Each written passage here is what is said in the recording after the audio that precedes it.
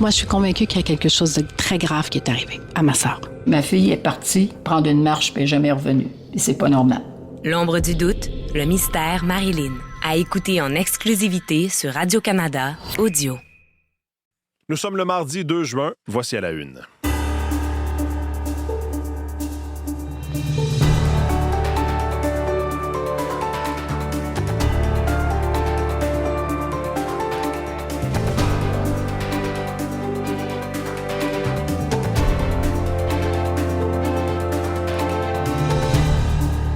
Bonjour, bon mardi, bienvenue à l'émission. Mathieu Bellumeur au microphone. Merci d'être avec nous. Merci de nous choisir pour commencer cette nouvelle journée. Au cours des dernières heures, au cours des prochaines heures, on va vous parler de ce qui s'est passé au cours des dernières heures. Attaque massive de la Russie, dans plusieurs villes ukrainiennes, notamment à Kiev, à Dnipro, à Kharkiv. On parle d'au moins 11 morts, des centaines de blessés. C'est ce que rapportent ce matin les autorités locales. On n'aura plus de détails. Donc, encore une fois, des habitants de la capitale Kiev qui ont dû trouver refuge dans les couloirs du métro, mais une attaque importante au cours des dernières heures par la Russie en Ukraine. Sinon, ce qui va retenir l'attention au pays, c'est cette entente entre le gouvernement fédéral et le Québec pour des infrastructures en transport. Il y aura une annonce officielle aujourd'hui. On a obtenu à Radio-Canada certaines informations en lien avec ce projet. Jean-Philippe Robillard sera avec nous pour nous en parler dans les prochaines minutes. L'équipe est autour de moi en studio. À cette heure-ci, Julie Jasmine Boudreau, Olivier Pellerin et Véronique Méran. Bonjour à vous trois. Bonjour. Alors, Julie Jasmine, aux actualités culturelles, on va se parler un peu plus tard à l'émission de ces nouveaux chiffres sur la fréquentation des salles de cinéma. Oui, ce sont des chiffres de l'Institut de la statistique du Québec et il n'y a pas que, en fait, nos habitudes qui confirment qu'on délaisse un peu le cinéma. Les chiffres aussi le montrent, c'est surtout depuis la pandémie. Alors oui, les plateformes, ça a vraiment fleuri, mais aussi, on consomme notre cinéma autrement. Autrement, parfait. Ouais. On va décortiquer tout ça ensemble un peu plus tard. Parlons de sport tout de suite avec Olivier pour d'abord parler de Roland-Garros au tennis. Félix Auger-Aliassime qui passe en quart de finale. Oui, effectivement. Première fois pour Félix Auger-Aliassime, c'est quart de finale à Roland-Garros. On sait que c'est un tournoi. Félix habite en France, donc c'est un tournoi très prestigieux qu'il côtoie presque quotidiennement. Et c'est une première pour lui qui connaît de bons moments sur terre battue alors qu'on sait que c'est une surface qui normalement lui joue des tours. Et hier, il a remporté son match de huitième de finale contre Alejandro Tabilo en 3 manches de 6-3, 7-5, 6-1. Félix qui était satisfait du niveau de jeu qu'il a offert parce que c'est vrai qu'il a été conquérant, qu'il a été meneur tout au long de la rencontre, n'a pas laissé filer la première manche, comme ça a peut-être été l'habitude depuis le début de ce passage à Paris. Il a été autoritaire dans ce match et ça lui a beaucoup plu. On écoute le Québécois.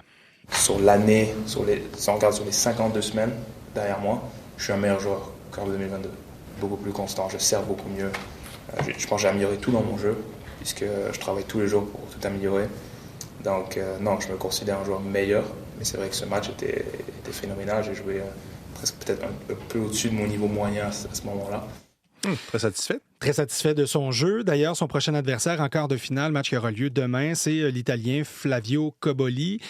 Félix Auger-Aliassime est une des dernières têtes de série de premier plan à être de ces quarts de finale à Roland-Garros. Il doit donc se présenter sur le terrain en sachant qu'il est le meilleur joueur et qu'il doit s'imposer dans une rencontre. C'est un changement de mentalité, mais qui plaît aux Québécois. Pour moi, tous les adversaires sont durs à aborder, à affronter. Cobolli, c'est un joueur qui, après ce tournoi, peut-être, je ne sais pas, il sera dans les 10 premiers. Donc, non, c'est tous des adversaires de grande qualité. Il y a encore un finaliste de Grand Chelem en course, Berrettini, qui revient en force aussi. Donc, non, tout le monde doit être approché de la même façon avec beaucoup de respect. Donc voilà, pour Félix Auger-Aliassime, on surveillera ce match. Lui qui tentera de progresser. On sait que les tournois majeurs, normalement, sur surface dure, sont à l'avantage du Québécois. Mais là, d'être capable d'aller chercher un peu de sentiment sur la terre battue, je suis convaincu qu'il ne s'en plaindra pas. Non, certainement. Parlons du Canadien de Montréal qui a fait le bilan hier. Alors, il y a tout un casse-tête pour la prochaine saison à compléter. Là, il y a quand même des trous ici et là. Ça a été identifié par la direction du Canadien. Chose certaine, une des pièces de ce casse-tête, ce ne sera pas Brendan Gallagher. Non, effectivement, Kent Hughes, Kent Hughes a parlé de discussions qu'il devait avoir avec Brendan Gallagher au cours de la journée d'hier pour parler des plans d'avenir. Brendan Gallagher, lui, s'est présenté devant les micros et il est allé... Pas de cachette. Non, en pleine vérité, je ne serai pas de retour l'an prochain. Je sens que je ne fais plus partie des plans et c'est correct. Je l'ai vu lors de cette fin de saison, alors qu'il a été laissé de côté plus souvent qu'autrement, entre autres en séries éliminatoires. Il aurait aimé peut-être avoir une dernière répétition lors de cette série contre les Hurricanes de la Caroline. Lors du match numéro 5, pensait qu'il avait un coup à jouer. Il a été laissé de côté. Pour Kent Hughes, il reste maintenant à voir où on peut transiger Brendan Gallagher, mais tout ça se fera dans le respect. Voici le directeur général du Canadien de Montréal. On lui doit le respect. Puis on a toujours, depuis qu'on est ici, essayé de démontrer ce respect envers les joueurs. Alors, comment ça va dérouler spécifiquement, je peux pas vous dire, mais dépendant de qu'est-ce que Brendan nous dit, c'est sans aucun doute que on va continuer à démontrer ce respect envers lui. Brendan Gallagher, qui est originaire de l'ouest du Canada, donc en Alberta, a joué son hockey junior à Vancouver. Est-ce que les Canucks de Vancouver pourraient peut-être être une destination pour lui? Ça reste à voir. Il a 34 ans quand même. On sent qu'il en reste moins qu'il en restait, mais il veut démontrer qu'il a encore un coup à jouer dans la Ligue nationale de hockey. Donc ça, ce sera un des dossiers à surveiller. On surveillera aussi l'entre-saison, les transactions. Kent Hughes a utilisé l'analogie du poker en disant que le Canadien ne sera jamais en ligne, mais il sent qu'il a besoin d'ajouter maintenant des pièces à ce casse-tête, comme on disait, pour pouvoir s'améliorer. Donc, on y va peut-être moins dans la jeunesse, peut-être dans les joueurs, les agents libres qui pourraient venir aider très rapidement le Canadien, et ça pour un terme assez allongé. Donc, on surveillera toutes les actions du directeur général durant cette entre-saison pour voir si le Canadien pourra arriver non seulement aussi menaçant l'année prochaine, mais peut-être capable maintenant d'aller franchir la dernière étape. Quoique, il y a peu d'équipes. Hein? Il y a seulement... Olivier parle déjà de la Coupe à Montréal. Si je fais le calcul, il y a seulement 2 équipes de la Ligue nationale qui atteignent la finale de la Coupe Stanley. C'est quand même pas simple. Mais Kent Hughes va tenter d'y parvenir. Merci beaucoup, Olivier. Bonne journée. Météo, Véronique, vous nous promettez du soleil. En tout cas, pour aujourd'hui. Là. Moi, je suis dans la coupe. Là. Est-ce qu'il va faire un beau défilé l'été prochain? Grande promesse. Oui, c'est ça. Grande promesse. Non, mais aujourd'hui, il fait beau. On y va avec aujourd'hui, on y va avec demain, on y va avec après-demain. C'est déjà pas pire. Une séquence de 3 jours consécutifs. Alors, ça se poursuit, le beau temps. Plutôt beau, variable par endroit, des températures agréables. On y va avec 22, 25 degrés pour aujourd'hui. Des vents qui sont peu présents aujourd'hui, qui seront un peu plus mercredi, jeudi, secteur sud-ouest, avec des températures un peu plus élevées. 26, 28 degrés pour les journées de mercredi et jeudi. C'est un soleil qui dominera surtout le sud, le centre et même l'est du Québec. La chaleur gagnera aussi l'Abitibi. 24 aujourd'hui jusqu'à 28, 29 demain. Du côté du Saguenay-du-Lac-Saint-Jean, ça remonte également. 23 pour aujourd'hui, mais 27 demain. On résiste encore un peu dans l'est du Québec, le Bas-Saint-Laurent, la Gaspésie, la Côte-Nord. 15 à 18 degrés, 13 sur la Côte-Nord. Ça va grimper davantage au cours des prochains jours, mais il fait beau là aussi. Le soleil est assez présent. On parle d'un ciel peut-être un peu plus variable vers la Gaspésie, la Côte-Nord. 30 de possibilité d'averse en fin de journée pour la région de la Gaspésie aujourd'hui. En territoire ontarien, c'est pas compliqué. C'est un soleil qui domine sur l'ensemble également, avec des températures de 22 à 25 degrés. Ciel plus variable vers Ottawa, mais ça reste du beau temps. Vancouver également, plutôt beau, assez chaud par endroits. Les températures oscillent entre 23 et 29 degrés, tout dépendamment des secteurs. L'air plus frais a regagné les prairies. Entre autres, du côté d'Edmonton et Calgary, on poursuit cette séquence pluvieuse aujourd'hui en ajoutant 10-15 mm supplémentaires. Les vents soufflent du nord assez vifs. 9 à 11 degrés seulement, 19 à Regina, sous les nuages avec un régime d'averse un petit peu plus dispersé. Et ça reste chaud sur le sud du Manitoba. On atteint 28 aujourd'hui. On a un ennuagement qui va se faire et on a une probabilité d'averse et un risque d'orage de fin de journée. Alors, on profite de nos conditions dans l'est du pays avec ce soleil, ce mois de juin qui nous offre des journées un peu plus estivales. Oui. On va les prendre. Certainement. Merci, Véronique. Bonne journée.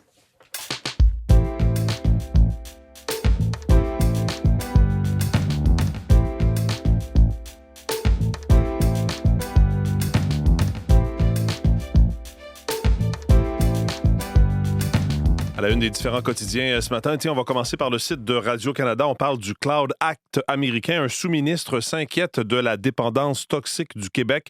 Les données sensibles en santé des Québécois qui demeurent à risque d'être saisies par les autorités américaines. Article de mon collègue Thomas Gerbet. Après l'ex-ministre Gilles Bélanger, c'est au tour du sous-ministre à la cybersécurité et du numérique, Stéphane Lebouillonnec, d'informer les Québécois de la vulnérabilité de leurs données. Donc, les données en santé qui sont détenues aux États-Unis dans des serveurs américains, et ça a un lien avec les lois américaines. Il en a été question le 27 mai dernier, c'était lors de l'étude des crédits, des explications données par M. Lebouillonnec qui ont contredit les propos rassurants véhiculés par le gouvernement et Santé Québec. Durant les 3 heures de commission parlementaire, ça a permis d'apprendre, nous dit Thomas, que les données sensibles des Québécois inscrits au DSN, le dossier de santé numérique, ne migreront pas vers un nuage du gouvernement sécurisé avant 18 ou 24 mois. En attendant, donc, elles sont à la merci du Cloud Act, cette loi aux États-Unis qui permet au gouvernement d'obliger toute entreprise américaine, là, qu'on parle des Microsoft, Amazon ou Google, à leur remettre les données qu'elles détiennent, même si ces données sont hébergées sur des serveurs dans un autre pays. Alors, vous pourrez lire ça. Article de Thomas Gerbet ce matin en une du site de Radio-Canada. Je vous parle de la presse qui revient sur Airbnb, l'entreprise donc de location à court terme, et qui nous dit que l'entreprise, pour une première fois depuis l'incendie de mars 2023 dans le Vieux-Montréal, incendie qui avait fait 7 victimes, rappelez-vous, Airbnb a reçu au cours du dernier mois une amende de 15 000 $ pour avoir bafoué la loi québécoise qui devait limiter la prolifération des locations touristiques illégales. C'est bien peu au dire de certains locataires. D'ailleurs, l'article nous démontre avec un témoignage qu'il y a des gens qui volent, qui usurpent les numéros de confirmation du CITQ, donc pour le numéro que ça prend pour avoir légalement un Airbnb de la corporation touristique. Et il y a des locataires Airbnb qui usurpent et qui prennent les numéros d'autres personnes et qui, en apparence, leur annonce est légale, mais évidemment, les numéros gouvernementaux sont volés à d'autres entreprises qui, elles, sont légales. Donc, vous pourrez lire ça dans la presse. En une du Journal de Montréal, des arbres de Trudeau broyés. Vous savez que Justin Trudeau, l'ancien premier ministre du Canada, avait promis de planter 2 milliards d'arbres pour lutter contre les changements climatiques. On apprend qu'il y a certains arbres qui sont plantés, mais qui sont récoltés quelques années plus tard seulement parce qu'ils poussent rapidement et qu'on les transforme en copeaux. Il y a une compagnie de Lanaudière, donc au nord de Montréal, qui a reçu une subvention importante pour planter ces arbres qui sont récoltés assez rapidement, mais ça respecte les normes de ressources naturelles Canada. Mais il y a quand même des agriculteurs qui s'inquiètent de cette façon de faire. Dossier à lire dans le Journal de Montréal et dans le Journal de Québec de ce matin. En une du Devoir, on parle du Hezbollah qui accepte un plan de cessation mutuelle des attaques avec Israël. Il est aussi question d'une école de Montréal, l'école Irénée-Lucier, qui déborde déjà. C'est une école qui accueille des élèves qui présentent des déficiences intellectuelles de modéré à sévères, qui étaient dans différentes écoles et qui finalement ont été regroupés depuis 2003 dans cette école-là, mais qui déborde déjà, et ça soulève des inquiétudes quant à la qualité des services d'enseignement offerts, étant donné qu'il y a plus d'élèves que la capacité d'accueil de cette école. Vous pourrez lire ça en une du Devoir de ce matin. Puis le Globe and Mail revient sur le décès d'un Canadien détenu aux mains de l'ICE, l'homme de 49 ans, Johnny Gnovello, qui est mort le 23 juin 2025 alors qu'il était sous la garde de l'ICE. Eh bien, il y a une plainte qui a été déposée à la suite de sa mort à l'organisme de surveillance interne du ministère américain de la Justice. C'est ce que révèle le Globe ce matin. Essentiellement, on dit que la personne qui devait le voir pour des problèmes de santé en détention n'a pas fait de suivi, n'a pas consigné ses notes. L'homme est mort. Au départ, on pensait que c'était une crise cardiaque. Finalement, c'est une forme rare d'insuffisance rénale aiguë, mais selon les experts consultés par le Globe, cette insuffisance aurait dû être détectée et n'aurait pas dû être mortelle. Les détails dans le Globe de ce matin.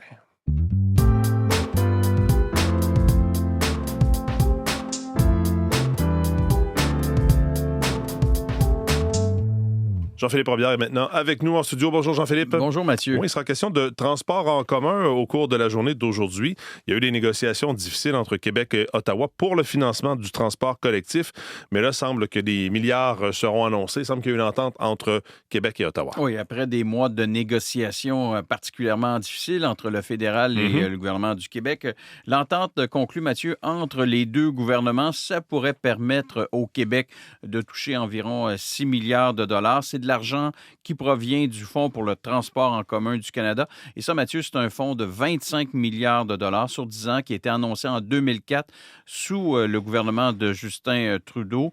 Toutes les provinces, Mathieu, ont négocié et se sont entendues avec Ottawa pour financer différents projets de transport en commun, pour avoir accès au fonds.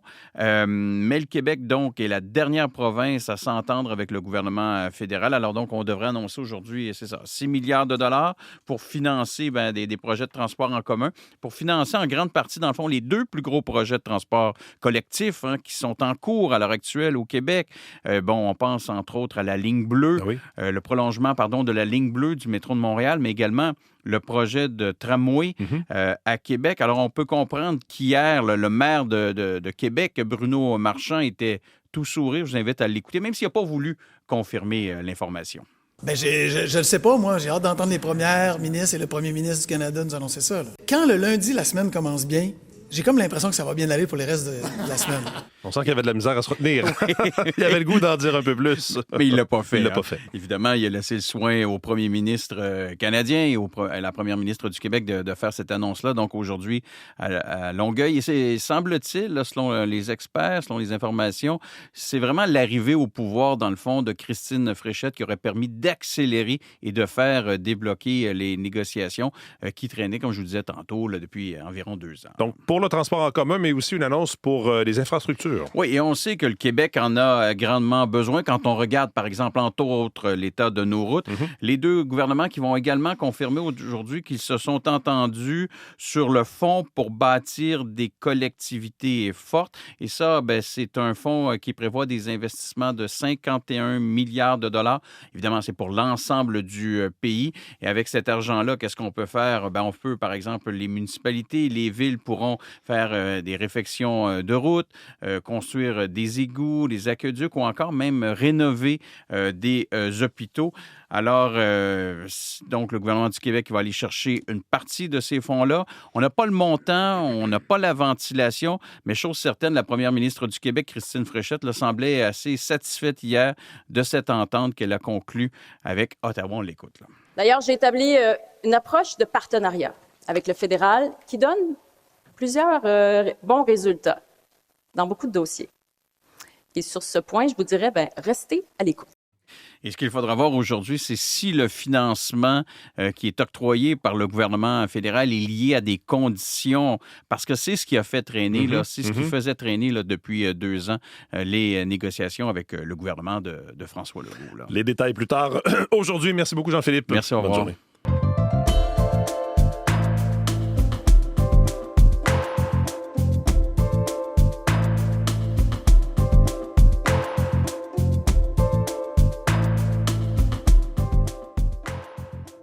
Julie Jasmine est de retour en studio. Bonjour Julie Jasmine. Bonjour en fait. Oui, donc moins de fréquentation en 2025 dans les salles de cinéma. Exactement, c'est selon les plus récentes données de l'Institut de la statistique. C'est une baisse d'assistance de 15 entre, dans le fond, 2025 par rapport, entre 2025 et 2024. Ça représente plus ou moins 2 millions d'entrées. Et aussi, c'est surtout une baisse de 39 par rapport à 2019. Ça, c'est l'année référence pré-pandémie. Donc, c'est vraiment beaucoup. Puis aussi, au guichet, on dit que les recettes ont atteint leur plus bas niveau depuis 2000 pour une 3e année consécutive, ce qui est évidemment notable. On a des pics d'assistance. Je pense aux films, notamment Minecraft, Lilo et Stitch, Avatar. Le plus récent, là, c'est Feu et Cendres. Puis dans les films québécois, il y en a un seul qui a réussi à franchir, en fait, les données d'assistance des films de l'été 2024. Là, je pense, entre autres, à Nos Belles-Sœurs, puis aussi Le Cyclone de Noël qui avait été diffusé là, pendant le temps des fêtes. C'est le film Menteuse d'Émile Gaudreault. Donc, c'est dire que les comédies fédératrices, en plein cœur de l'été, dans ce cas-ci, ça a bien fonctionné. Et les films québécois représentent seulement 9 de l'assistance. Sauf que l'Institut de la statistique dit ceci, tout est relatif dans la mesure d'une année à l'autre où l'offre de cinéma québécois n'est pas nécessairement la même. Oui, c'est ça. Donc, la part de marché peut paraître plus petite, évidemment. Et d'ailleurs, en 2025, on note qu'il y avait une moins grande offre. Mais ce que souligne l'ISQ, c'est qu'on note quand même une transformation durable, et c'est le mot choisi, choisi des habitudes de sortie au cinéma depuis 2019. Donc, bien sûr, il y a eu la pandémie, mais aussi, on parlait de les plateformes qui s'activent à tous les niveaux, évidemment. D'autres habitudes qui se sont prises, effectivement. Vous voulez nous parler d'une série dramatique qui entre dans le quotidien des personnes qui sont en situation d'itinérance. C'est pas encore diffusé, c'est en tournage en ce moment. Exactement. Alors, ça s'appelle Sur le fil. C'est une actrice et scénariste chouchou qui est derrière le projet. C'est Pascale Renaud-Hébert, elle qui est derrière l'écriture de M'entends-tu, Gâté pourri et Veille sur moi. Sa maman, dans la vraie vie, est directrice d'un organisme communautaire qui vient en aide à ces gens. Donc, on peut en quelque sorte dire qu'elle a une proximité avec ce genre d'environnement. Et c'est Céline Bonnier qui est le personnage principal, qui va être la directrice et qui va être à la tête du centre d'aide, du refuge, finalement. Et bon, on sait évidemment, Mathieu, que la crise de l'itinérance s'aggrave au Québec en ce moment, mais qu'est-ce qu'une série comme ça peut apporter? Voici Céline Bonnier. Bien, ne serait-ce que d'entrer dans ce milieu-là. C'est-à-dire d'avoir un contact vrai et humain et profond avec les gens qui vivent dans ces conditions-là. Ça nous informe ou ça nous instruit sur les conditions qui sont de plus en plus difficiles et de plus en plus répandues. Alors voilà, la série, on le disait, actuellement en tournage. 12 épisodes seront présentés à partir de septembre sur ICI Télé. Ça s'annonce très prometteur parce que Pascale Renaud-Hébert a vraiment une écriture très, très habile. Notamment, je me rappelle Veille sur moi, là, très touchant. Ce sera intéressant, un sujet drôlement d'actualité, malheureusement, je dirais. Daniel Bélanger, le chanteur Daniel Bélanger, qui collabore avec le rappeur Corias. Oui, exactement. Un partenariat pour le moins surprenant, mais ô combien réussi. Ensemble, nous laisserons l'amour décider de nous. Condamné à tuer l'avenir, tu fais juste vivre dans le passé. Les mauvais plis qui deviennent pires comme sur ma chemise pour passer. Le ciel qui est en train de se couvrir, les nuages gris sont fâchés. Mais dont la cerise sur le Sunday, en bar et dehors sans mes quilles, j'entends la pluie commencer. Alors, ce titre est sur le disque 7 ans de malheur, titre temporaire. C'est sorti depuis vendredi passé. 7 ans de malheur, c'est pour les 7 années de lutte contre sa consommation à Corias. Alors, il y a d'autres artistes invités là-dessus. Je pense à Fouki, Soulja, également Loud. Et vous allez le croiser dans un festival cet été, certainement, notamment au Franco de Montréal. Alors, intéressant cette pièce avec Daniel Bélanger, oui. en effet. Merci beaucoup, Jules Jasmine. Salut. Bonne journée. Qui veulent trouver t'embarquer dans le train, qui presse les années pour rien. Comme ma mère en secondaire 4 est enceinte. Mes vieux gars figés dans le même mode de vie qu'à l'époque où je rêvais d'avoir un deal quand j'étais brisé dans mon... Rappeur Corias, donc, avec Daniel Bélanger. Marie-Michel Borduas est maintenant en studio pour ce qu'on va surveiller aujourd'hui. Bonjour, Marie-Michel. Bonjour, Mathieu. Alors oui, on le disait au début de l'émission, Québec et Ottawa s'entendent en transport et en infrastructure, mais il y a le regroupement pour de meilleures routes au Québec qui se fait entendre. Oui, regroupement qui doit dévoiler cet avant-midi 5 recommandations pour mieux entretenir le réseau routier, réduire aussi la facture. Le regroupement souligne que plus de la moitié des routes québécoises sont en mauvais état, que le déficit de maintien des infrastructures routières approche les 30 milliards de dollars. Il estime donc que la province doit miser davantage sur l'entretien préventif, l'innovation, le recyclage aussi des matériaux. Le regroupement, ça réunit notamment des experts, des représentants, des usagers de la route et des entreprises. Les consultations sur le projet de loi 23 qui reprennent à Québec. Oui, le gouvernement provincial veut moderniser sa loi sur la protection des personnes dont l'état mental présente un danger pour elles-mêmes ou pour autrui, pour assouplir notamment les critères liés aux hospitalisations forcées. Et parmi les groupes qui seront entendus aujourd'hui, l'Institut national de psychiatrie légale Philippe Pinel, la Commission des droits de la personne et des droits de la jeunesse et l'Association des groupes d'intervention en défense des droits en santé mentale du Québec. Par ailleurs, il y a les premiers véhicules électriques fabriqués en Chine qui commencent à arriver au Canada. C'était une annonce là, en janvier du premier ministre. Plus de 2900 véhicules arrivés au pays au cours du mois de mai, selon les données d'Affaires mondiales Canada. Merci beaucoup, Marie-Michel. Bonne journée. Bonne journée. Voilà pour cette édition d'À la Une. Vos équipes du matin prennent le relais dans les prochaines secondes. Merci d'être avec nous pour commencer vos journées. On espère vous retrouver donc demain. Au revoir.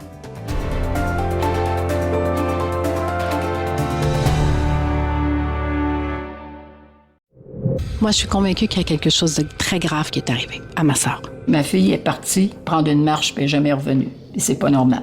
L'ombre du doute, le mystère Marilyn. À écouter en exclusivité sur Radio-Canada Audio.